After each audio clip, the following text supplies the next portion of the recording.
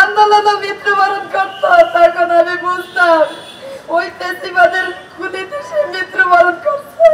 যে তোমার স্বামী কোনো এক জায়গায় নিরাপদে আছে, তুমি দু একদিন ধৈর্য ধরো, অবশ্যই তোমার স্বামীকে। আমি কখনই এই রাস্তায় আসতাম না এভাবে। আমার স্বামীর সন্তানের জন্য আসছি আমি, আমার ছেলের সন্তান, আমার ছেলে তার বাবাকে যেন ফিরে পায়। আজকে 5 দিন আমার ঘরে তার বাবা ডাক শুনি না, আমি কেন শুনবো না? আমার স্বামীর নাম মাওলানা কেএম মামুনুর রশিদ।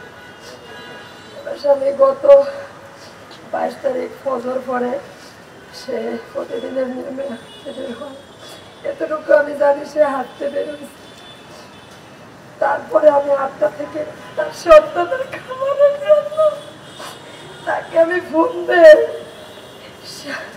তার হোয়াটসঅ্যাপে বন্ধ, আমি ওয়েদার খারাপের কারণে আমি তাকে নাম্বারে কল দেই, নাম্বারও বন্ধ। তখন থেকে আমি তাকে খুঁজি, আমার কাছে যতটুকু নাম্বার ছিল যার যেখানে আমি সবাইকে নক দেই, ফোন দেই, কারো সারা পাই না। বেলা 11টা পর্যন্ত।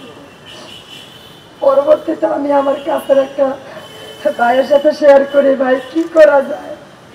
আমার নিজের ভাইকেও বলি। পরে আমি উত্তরা থানায় যাই, একটা চিঠি করি আমার স্বামীকে নিয়ে।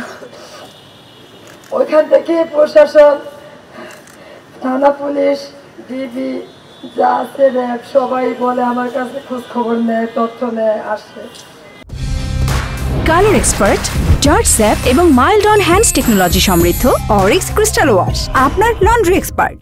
যে আমরা খোঁজ যত সম্ভব, যত উপর থেকে হোক, যেভাবে হোক আমাদের খোঁজ লাগাইছি, এতটুকু আমি জানি। কিন্তু আজও পর্যন্ত স্বাধীন বাংলাদেশে কেন এইভাবে মানুষ 1 ঘন্টা, 2 ঘন্টা, 12 ঘন্টা, 24 ঘন্টা, আজকে 5 দিন শেষ হয়ে যাচ্ছে, আমি তার কোনো এমন একটা সন্ধান পাই না কোন প্রশাসনের পক্ষ থেকে যে তোমার স্বামী কোনো এক জায়গায় নিরাপদে আছে, তুমি 2-1 দিন ধৈর্য ধরো, অবশ্যই তোমার স্বামীকে পাইবে।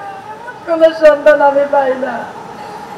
আমি চাই, আমি কেন আজকে জাদুঘরের সামনে দাঁড়াবো?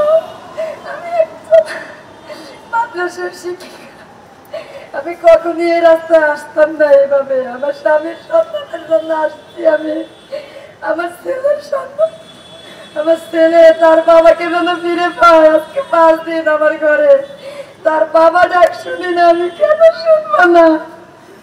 যদি সে আন্দোলনে মৃত্যুবরণ করতো তখন আমি বুঝতাম ওই ফেসিবাদের খুনিতে সে মৃত্যুবরণ করছে। আমি তো তাও তাকে ফিরে পেয়েছি, এখন কেন আমি পাই না স্বাধীন বাংলাদেশে? আমি সরকার, প্রশাসন, সকল রাষ্ট্রের সকলের কাছে, যত মিডিয়ার ভাইরা, যত জাতি, সবার কাছে আমার অন্তর থেকে আমি আবদার করতেছি, অতি দ্রুত আজকে দুপুরের মধ্যে আমার স্বামীকে যেন আমি আমার কাছে সুস্থ